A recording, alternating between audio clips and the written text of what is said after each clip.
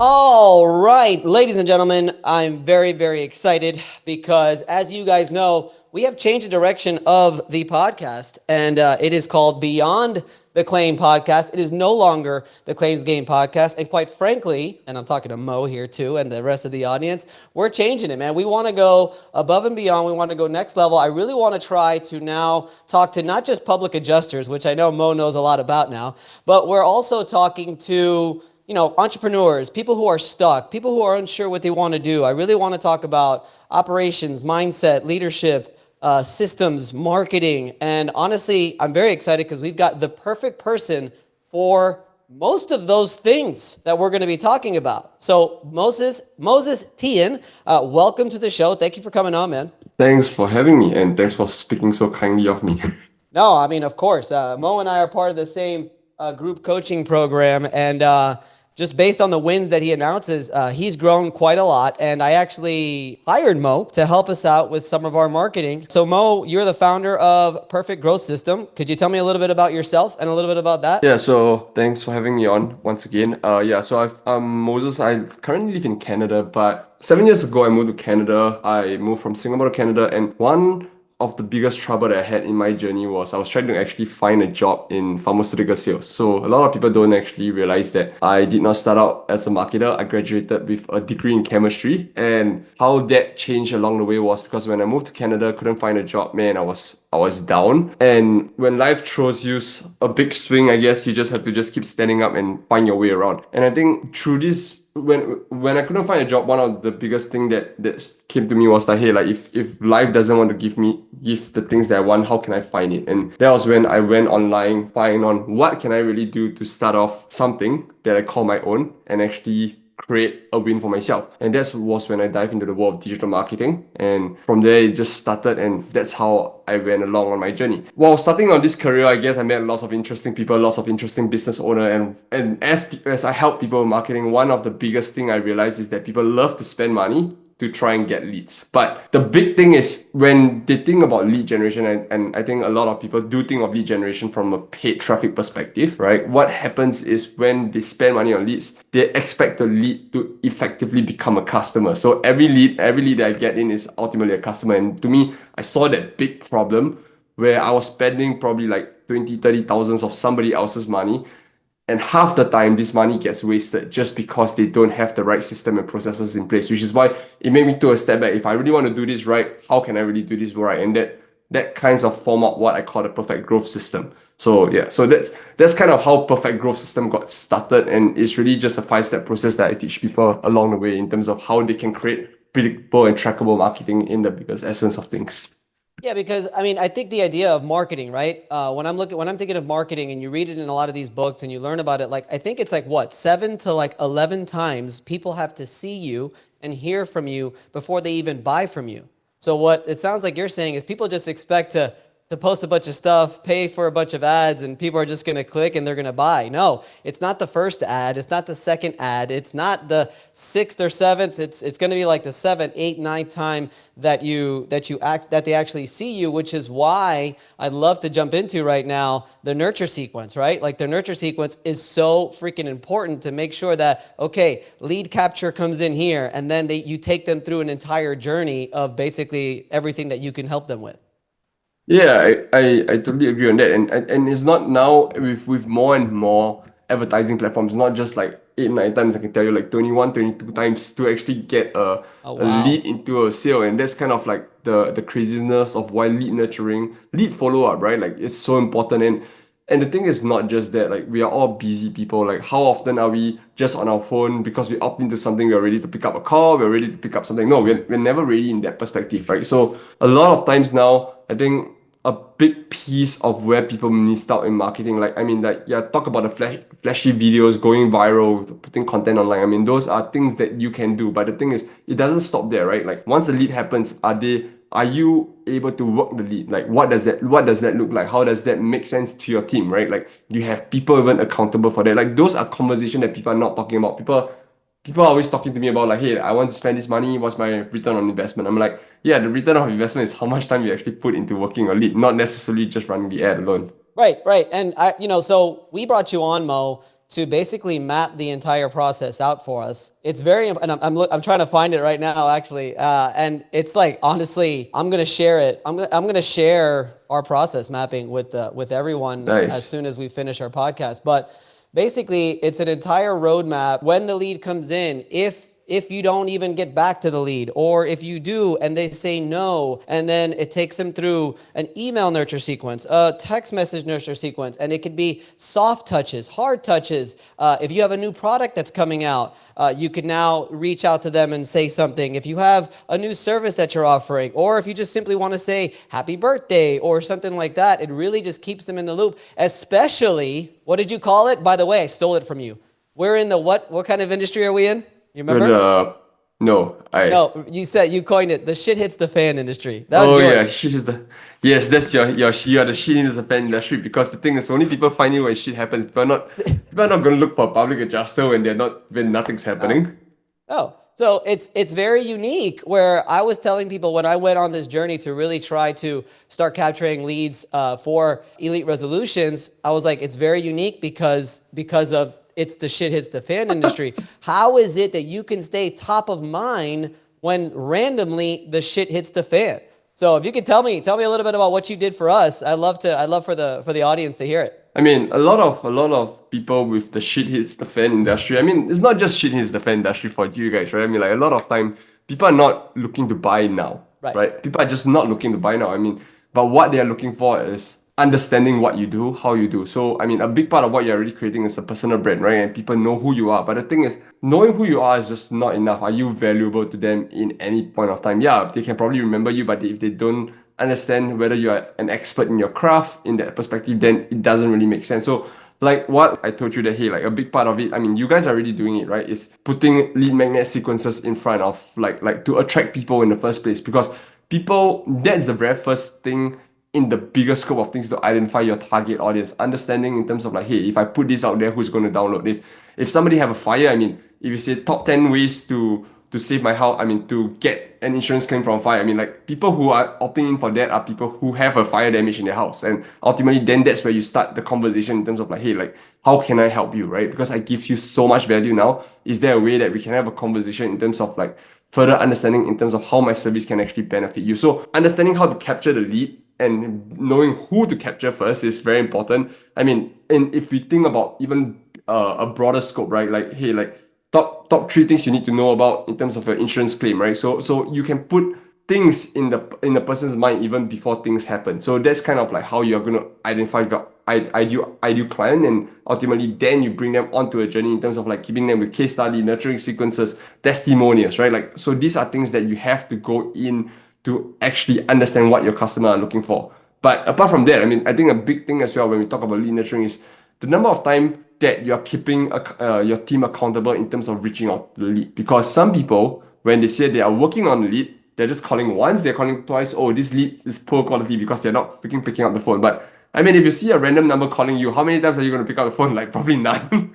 So like, how are you really intentionally trying to work the lead, and what does that look like, right? Like, and people get on a call, or even when they call the person, and if the person pick up the phone, like and the one of the biggest thing I see, not just in your industry but across all industries, like, hey, I'm checking you out because you're a public adjuster. I'm looking for this help. Okay, great. They answer the question. Okay, let me think about it. There's no follow-up time being set up. There's nothing being set up, and the lead just goes into waste. So these are all the common things that people should be thinking about when they start implementing a marketing strategy or start implementing their marketing system, because it's not just getting the lead, but ultimately what are you doing across the way, like you say, right? Like if this happens then what, right? Or if that happens then what? Like what are these considerations that needs to be thought about just so that people can actually get the most result out of it? Yeah, and what really intrigued me about you, Mo, is you're a marketing guy who's all about systems and operations. Like not all about, but I'm just saying like you understand that everybody separates sales, marketing, or let's just call it marketing and sales from operations. Like they're two completely different things. You found a way to kind of blend them where if you don't have the right systems and operations, then your sales and your leads and ultimately your entire marketing strategy falls apart. I I found that very interesting. Tell me about the importance then. We're talking about follow up and sales and stuff like that. I mean, tell me about, I mean, I already know the answer in my head, but tell me about the importance of that follow up, making sure, do you need a sales team like to have to do that? And what actually can you automate to make sure that the lead doesn't fall flat or doesn't go away? What can you really operate to make sure that we can stay on top of it and ultimately try to close it? I think that's a great question, and I think the first thing, I mean, like back to the point, right? Like it takes almost like now 21, 22 touches to get somebody even on a phone, or even to get them before even getting them to the sale, right? And in terms of is it important of having a sales team to have a follow up? My biased answer is yes. Why? Because you can't get Sally Sue, who's in charge of receptionist, to understand how to nurture a client. Yes, you can train her or train him, right? At the end of the day, but the thing is, they're not when you hire a front desk staff or receptionist, ultimately their goal is to know I need to answer all phone calls. But some things that are going to get missed, like I said before, is that they're not going to follow up like, hey, like I'm here to answer question. Once that the question is answered, it's done. They're going to put on the phone and they're going to move on to the next phone call. There's no precedence in terms of setting up what does, hey, I'm going to book a follow-up appointment with you to check in terms of what you're looking for. And to me, that's more from a sales mentality where every lead that comes in have a problem, and how can I actually give you the best of service to solve the problem, right? Which is why when a salesperson come in, having things like scripts, understand setting expectation in terms of like, hey, if I know that you have a problem, great, I'm going to ask you for the problem, and I'm going to book a follow-up meeting. If I cannot get you to buy, then I'm going to book up a follow-up meeting with you to understand in terms of how can I help you further, or is there things that I need to get back to you, or is there things that you need to get back to me? Like setting that precedence and that mindset for every salesperson is actually very important, because most people who are opting in, they already have a problem, right? And they might not be ready to buy now because they will tell you things like, hey, like I need to check my insurance, I need to check with other competitors. Fine, I'm going to give you the free will to check. But what is going to win that customer is not necessarily just the service alone, but are you ready to go all in to just help the person to understand more in terms of how you can help them? Because to them, this is just something that just came up off the fly, and like I need to deal with it, and they are overwhelmed and they need to think about like, hey, like who is the best person to help me, right? But the thing is, most of the time, the best person is the one that provides the most value, and not necessarily just on a cheaper cost perspective, right? So in that sense of things, like we really need to be understanding how we should be setting the precedence or setting up follow-up appointments, making sure that when they put on the phone, if there's something that I need to call, like, hey, I'm going to call you 3 days from now, just to make sure that we are still on the same page in terms of like where you're on your journey. If you have any question, I'm here to serve, right? Like having that serving mindset is really important in this whole process from a salesperson. And then in terms of when to automate, I think a lot of people tends to automate things too fast without understanding what their base system look like. So I want to do everything from an automation perspective, sending out text message, email. But the thing is, how do you know what you're sending out is even right in the first place? Like, is it something that people do actually people understand to be receptive to? For example, a text message that they send out or a case study they send out. Like, are these things that you have already tested the market to actually understand that people resonate with it, or are you just automating things because people tell you to automate? So that's kind of a big flaw that I see in a lot of people's companies, and especially with the rise of AI, right?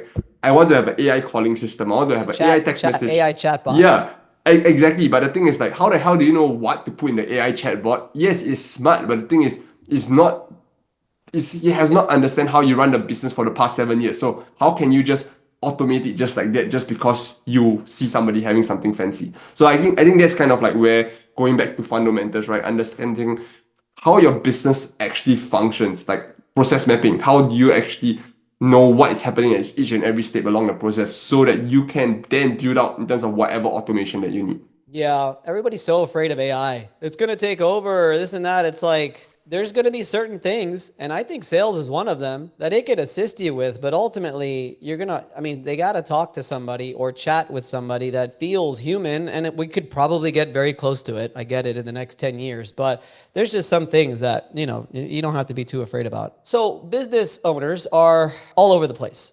Right? They want to do this, they want to do that, they want to do this. They're just like bouncing. They want to try everything. But obviously, I've learned in running a business for quite a while now that you got to you got to test the waters, but ultimately you want to go all in on one or two things. So there's ads, there's social media content, there's SEO, there's all kinds of different ways that you could ultimately capture leads. There's networking, there's door knocking, cold calling, all these things. What do you suggest as for a new business owner to what would you suggest that they do to try to find out their best way to generate leads? I like that question. So first thing, I mean, it always go back to the process. Understand your process first. Once you have that down in, right? Ultimately, once you have that down in, any lead that comes in, you know that you can have them. You have visibility on them all the way from lead to an appointment to a sale. So having that first base process set up is very crucial for whichever whatever traffic source that you're going to. In terms of where should people find customer, I mean, we are in the age of getting attention, right? And I think not all, like, one thing that I like to say, and I think this is going to be a bit people might disagree with me, is that attention doesn't just lie on social media, right? And a lot of people just default, the very first thing that when people think about I need to get customer, they think about social media because we are in the digital age. But I think a very big part of where that is flawed is that your ideal client might not be the easiest to find on social media. For example, right? I work with this group of counselors in Florida, near you as Nice. well, right? And one of their big target market is not like is I mean like there are people who have depression, who have anxiety, people who are high stress, right? I mean, yes, you can find all these people in in social medias, but one of the big traffic source that they actually have is through a lawyer's office. So if people who have a court, they've been to court, and like some things that court do actually do is like, hey, like you need to find a counselor for anger management. So, and that is a very common revenue stream for a lot of these people. So what should they be doing? Instead of just going down and advertising on social media, they should just reach out the top 50 lawyers in Florida and Right. make an introduction and say like, hey, like how can we collaborate on this? Because that is a guaranteed revenue stream. I'm not even paying social media to have a if I'm paying, I'm just making a relationship with somebody who have all the clients that I want. And to me, that is a more impactful and more predictable revenue stream than just putting money on Facebook or putting money on Google, right? So that's kind of something that like people have to think. I mean, there's really no best traffic source at the end of the day, because the thing is you have to best identify where your customers are rather than thinking that, hey, like Facebook is going to give me all the lead. Because I can tell you from my personal experience, right? I work with clients who put their sole business just on Facebook or on Google, and one of these business that I work with actually went bankrupt just because they put their entire business model on Facebook ads, and when Facebook ads banned their ad account, they couldn't get it back in time. They couldn't get anything, like, yeah, and ultimately within 8 months, man, their business gone. Like, it's that freaking crazy, because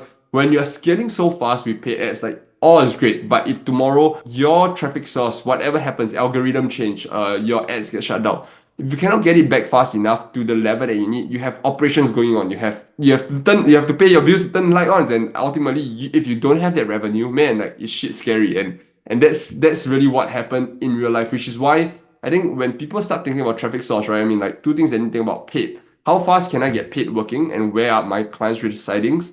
But ultimately, you also need to think of organic. Who can I go to? Who can I shake hands with, so that ultimately at the end of the day, if nothing happens on my paid advertising side of things, these people still have a constant stream of ideal customers for me, right? Which is why we're having a conversation. One of the best things that you can do is to, for public adjusters, is talk to insurance agent, because they are the ones selling the product that you are going to work on as well, right? So that's kind of like who you guys want to be talking to, network with, because there's it's cross-pollination, right? Like you help them, they help you. I mean, if you find somebody reliable and you know that their service is top-notch, why not just collaborate? Because ultimately, at the end of the day, you guys are codependent in the scope of things. Yeah. Yeah. I mean, look, good old fashioned networking, right? Like that's Yes. shaking hands, kissing babies is what I always say. I mean, you got to go out there, and ultimately, I always say that's step number one. I literally got a question from a newbie on Instagram the other day, like, hey, what should I do? I said, right now, you should be sending messages, DMs to every single one of your followers on every single sort of social media platform. Send emails. What else? Send emails, send text messages to everybody on your contact list. I always say ex-girlfriends and ex-boyfriends included, and let them know that what your new venture is and what you're doing, and get out there and start having lunch and coffee and shaking hands with people in your local area, because building relationships is by far still, I think, the most important way of ultimately being in it for the long haul. You got to build relationships with people. which is why like even like that's all I did for 10 years was just go to BNI. Is there BNI there? Yeah, Yeah, there right. is. Yeah. BNI for me has always just been I'm in a BNI now. And for me it's still as far as your local area to tap into your local area, the whole idea of Ivan Meisner and what he did and like just yeah, I mean I'm all in on it, right? Cuz I've been a BNI member on and off for 15 years. And I started with BNI what 3 months after I became a public adjuster, and I'll never forget that first meeting I was there, a referral slip, and you know those leads and referrals, man, they're like gold, and it was pretty awesome to get that, and I was sold after that. But ultimately, I think that's funny coming from a digital marketing expert like yourself to say, hey, look, sometimes maybe that's not the route you want to go. You just want to go ahead and meet somebody in person, you know? I mean I can tell you right like if I look at the demographic landscape and I mean I work with what people who are in I mean like 500K and up range all the way to 15 million, and I can tell you a 500K business and a 15 million how their traffic source actually look like on the back end, and you'll be surprised that people think like, oh, like yeah, a lot of these are getting from Facebook and Google, but I can tell you that that forms up 30 to 40% of their traffic source. The other 60% everything's organic, and like to me one of the big thing that people are missing upon, right, is and going back to the sales process in terms of this discussion, right, it's not necessarily just understanding how to get new clients, it's understanding how to keep clients and get more clients from them, right? And like what you say, referrals, like I mean, like those are way in go, and that's the truth. Because the thing is, if I get a client and ultimately they're going to speak a good word to me, no matter what I charge, I can tell you, no matter what I charge, because that introduction comes as a genuine introduction, and it is like, hey, like this guy can help you get results. Because people are not paying at the end of the day just to get a service done. People are paying to get results. And if people speak highly on you in terms of getting the results that they are looking for, like I can, like if I know that this is going to get me back 50,000, right? What's paying 5,000? A drop in the sand, right? So that's kind of how I look at it. Well, you can't grow a business off only new business. New business, yes, exactly. You could start a business obviously off new business, but you cannot grow long term if you're only getting new business because, well, obviously the reputation factor, but it's the referral factor. You keep these clients and new ones keep coming in, then this continues to grow and new ones keep coming in. But if these fall out and only new ones are coming in, you're going to be pretty stagnant. Correct. I mean, that's kind of what happened to like the person that I told you that when they just lose their business because ultimately they are just focusing on acquiring new business, right? Facebook ads, Facebook ads, Facebook ads. Like I need more, I need more, I need more. I mean, but I mean, like how many people are looking for? I mean, for example, public just like every day. I mean, like, and there's so many people competing for the same lead. I mean, yes, you can provide the best nurturing follow up and stuff like that. But the thing is, at the end of the day, you still need credibility, the word of mouth. And I mean, back to what you say about relationship, right? I mean, two things that I care about: attention and relationship. Create attention to get in front of people, but once they come in, it's all a relationship building game. It's about how you know who I am, what I do. Ultimately, how can I help you, and just provide a shit ton of value so that you know that hey, like yeah, I'm just gonna follow this guy because this guy's amazing. It's not about anything else, but people tend to like to shortcut the system because they want to find the now customers. But I mean, that's such a in a way that's such a broke mindset to me, and that just doesn't follow the law of abundance, right? Because if I want now and everything is about now, then to me you're just looking for instant gratification, which in our world really doesn't exist. Well, that leads me to my follow-up question. Now we're talking about retention, right? And this is now our Yeah. current clients. What are some powerful ways to keep the customers engaged and ultimately buying more? I mean, like I think in the sense is when you solve a problem will always appear, right? So what's the next problem that you can help them solve? So that's kind of like that's on the owners of the business owner to figure out. But I mean, keeping people in the system could be very simple things like hey, like like what you said earlier, birthday card, birthday wishes thing. And I mean like just having a conversation, right? And I think I mean in specific industry, like for example mine, right, is it's very easy to just book follow-up appointments like hey like every bi-weekly I'm just going to look at your account, like I mean understand in terms of like how I'm serving you, what's the result that I'm getting you, what does that actually look like, right? And then from there suggest ways to actually help grow their business. And to me, people pay somebody like I said for results. And at the end of the day, if you can show them that what you're going to do is going to get them result, you naturally have a sale, right? That's kind of how I see it. And the thing is, it's not hard to sell somebody you already sold because they already trust you. So they're willing to just go out their wallet, pay you more money just because they know the work, the type of work that you do and the skill set that you already have. So and to me, that's something that people I feel that people just don't go above and beyond on because they think that once I sell the service, ultimately I get the money, like it ends there. No, it doesn't, because the thing is relationship built on and a simple ask, right? Like it's not just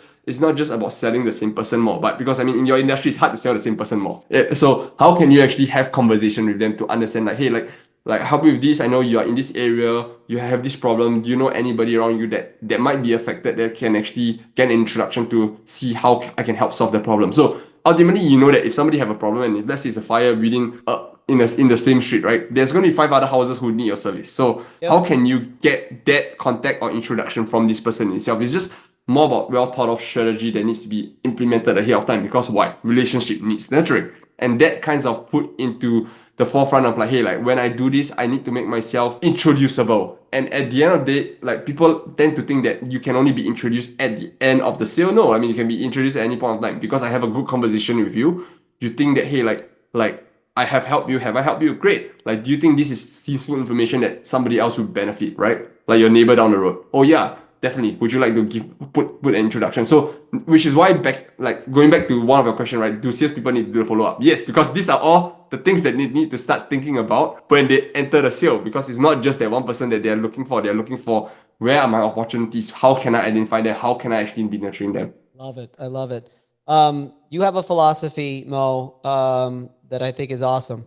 Be intentional in everything and always have a clear outcome. Could you Yeah. please tell me more about that in relation to, especially in relation to So marketing and lead gen? I have this post-it note. I think it's too small. So like it By the shares way, my.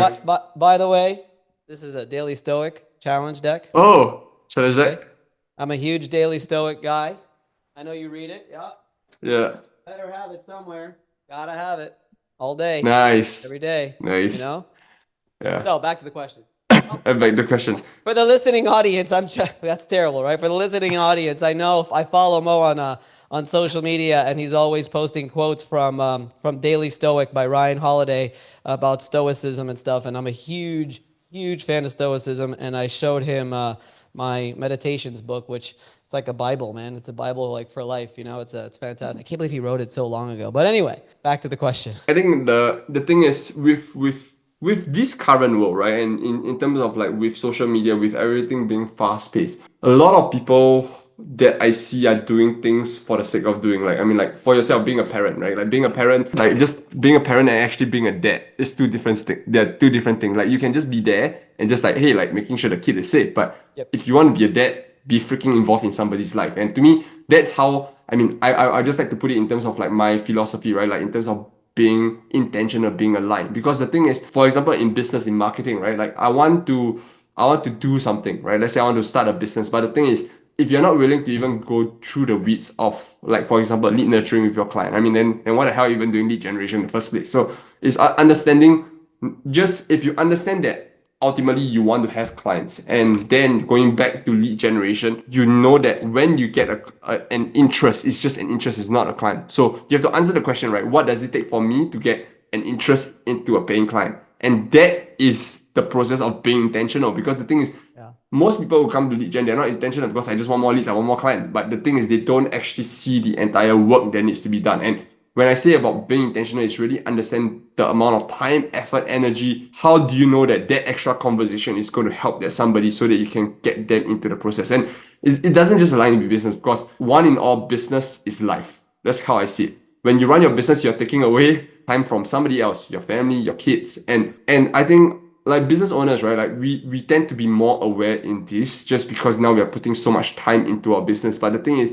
if we are then creating intentional time with our families, with our business, with having this particular meeting with our friends, right? Then everything goes in the direction that we want. We are not just being what I call a robot, like just like everybody else out there, just being a 9 to 5 employee, just going through the motion of like, hey, I clock in, whether or not 25th of the month I'm going to get my paycheck. But the thing is, in that perspective, right? I mean, yes, they can be intentional in other part of their life, but at work, I would say half the time or more than half the time, they are just there just because they're getting paid. They're not there because they are intentionally questioning every single thing they do. They're not questioning in terms of how they can be better, how they can be improving. And to me, that's what I see in terms of why I then want to really be intentional in my life. Yeah, I mean, that's such a great point that you bring up. Like, even it's why now I'm doing leadership training to my staff, you know, and obviously it's everything that we've been learning, right? Like, I want my staff to just like let's go. Like, it's not, it's time to stop clocking in and clocking out and just doing the work.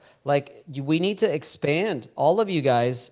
So, I've been doing a lot of training on leadership. I've been doing a lot of training on AI as well. And I can tell, my staff's like, well, I mean, I could just write a simple email. If I'm going to type in a prompt, I basically finish the email. So why would I have to do that? And it's like, you got to buy in. Like, let's go. It's about expanding yourself, because once we figure out how to really make AI, Perplexity, ChatGPT, Claude, once we really start to get better at it, it just makes us that much more exponential if you know how to really use it right. I 100% agree. And I think the biggest thing, right, like people don't understand is not, I mean, yes, I'm hiring somebody to do the work, but the thing is, if you're just doing the work, you're easily replaceable. You Yes, just I need, told him I used Dan's. I said you guys are going to be gone in 18 months yes. if you don't buy in. I don't need somebody who do the work. I need somebody to do the work well. But that doesn't mean that it takes more time, right? Like if somebody can use AI to give me the same quality or better output at a fraction of the time, why the hell would I be hiring you in the first place? So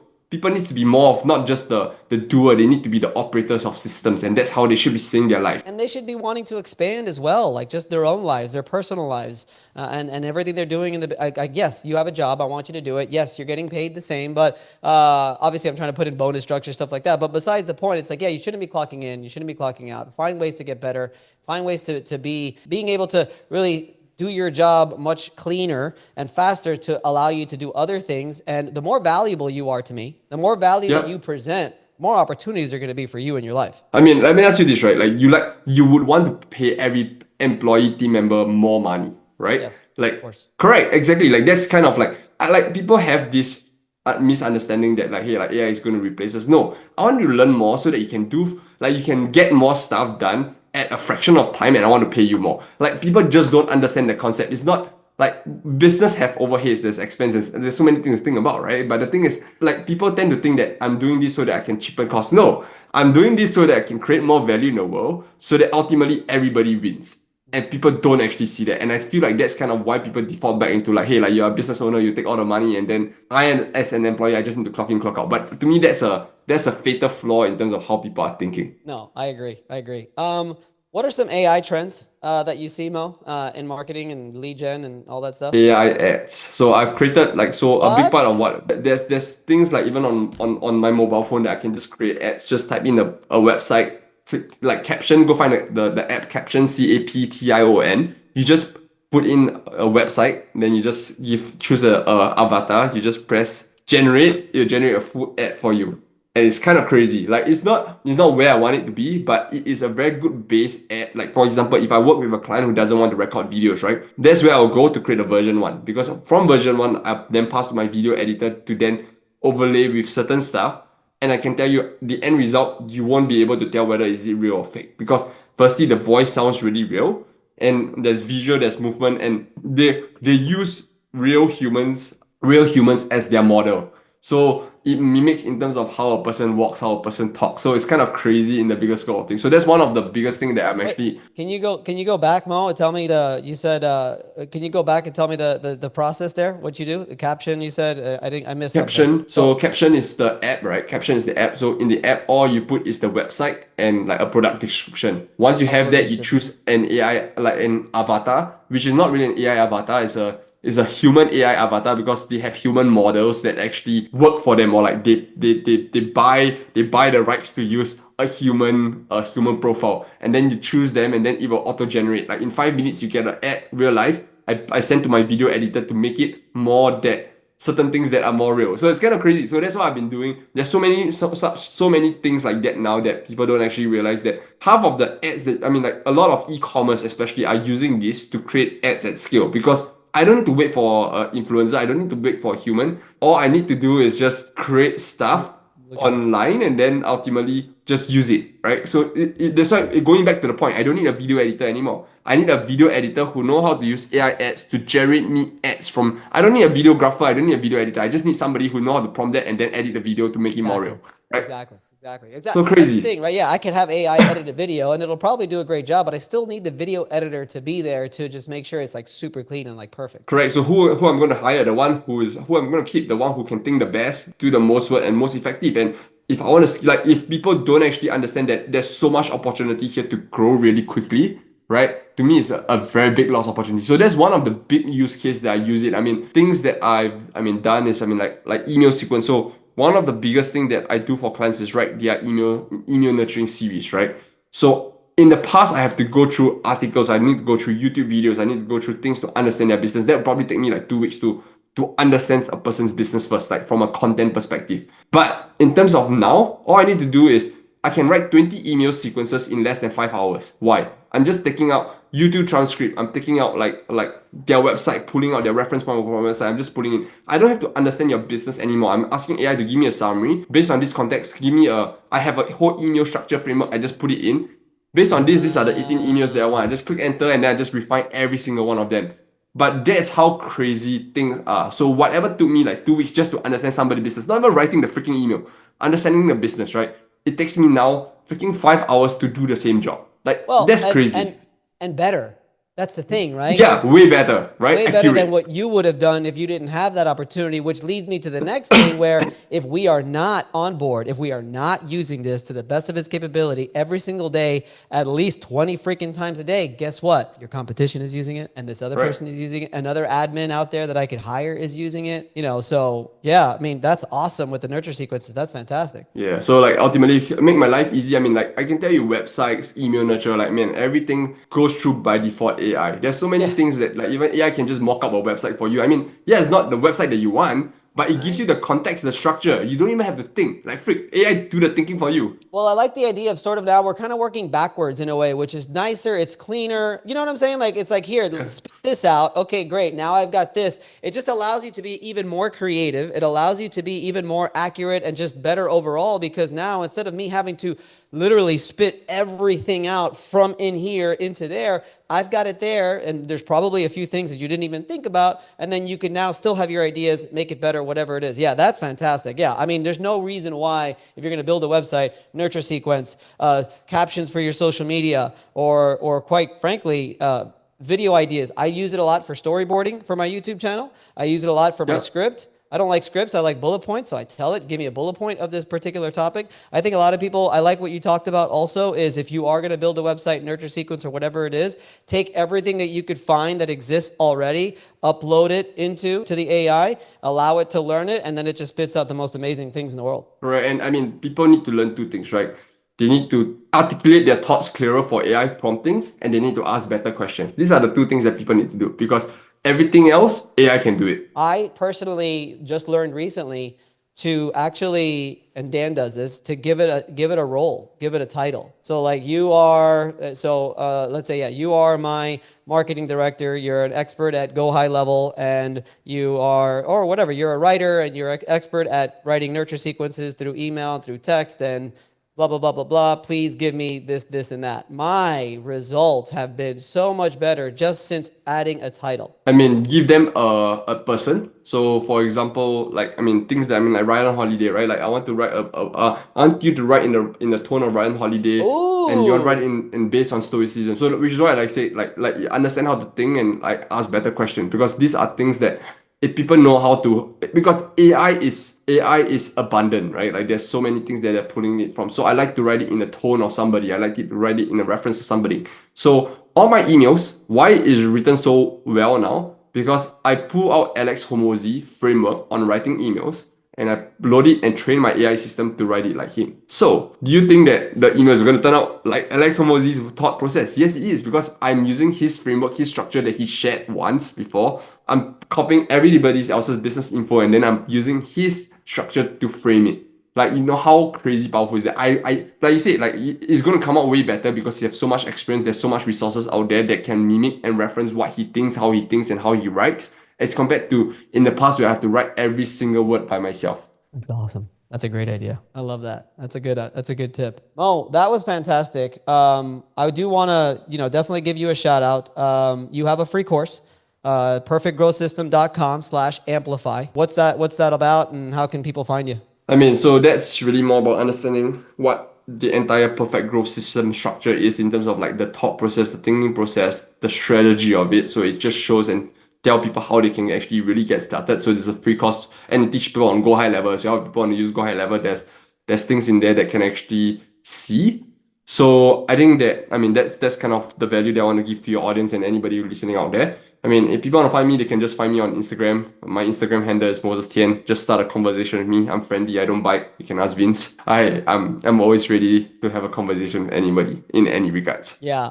So yeah, just to, and I'll reiterate, like I started with the show, I have hired Mo before, and what he's put together is what was quite incredible. My marketing person and I had a conversation after, and we are just like, "Holy shit, Mo is the real deal, boy!" And that was fantastic. Definitely follow Mo on Instagram. Definitely hit him up if you need any kind of marketing tips and tricks and lead gen and honestly overall processes as well. We didn't even go all in on go high level because that could have been a whole other conversation that we could have gone in. He is a go high level expert. If you don't know what go high level is, it is the ultimate marketing and lead gen CRM that we use at Elite Resolution. So if not for nothing, if you've got some questions about that, search it, take a look at it, but reach out to Mo before you start setting it up because go high level is actually very high level with technicality. And someone like me who is pretty average on my technical expertise, it's not easy. And I would strongly recommend that you reach out to Mo for all of your marketing needs to set you up on go high level or just to have a great conversation with. Mo and I come from the school of giving it away. Mo, honestly, Mo, I do want to thank you because before I even officially paid you for your services, I mean, dude, you were answering questions that you could have easily charged for. So I love that about you. It's why I wanted you on the show. So I appreciate your time. I know you're a very, very busy person. I know what your wins are. So I know you're doing all right because you're just great at what you do, man. So again, I always start rambling, but thank you so much for coming on. Follow Mo if you can. Ask him some questions, and yeah, we'll see you next time. Mo, thank you so much, man. I appreciate you. Thanks, Vince. Thanks for having me on.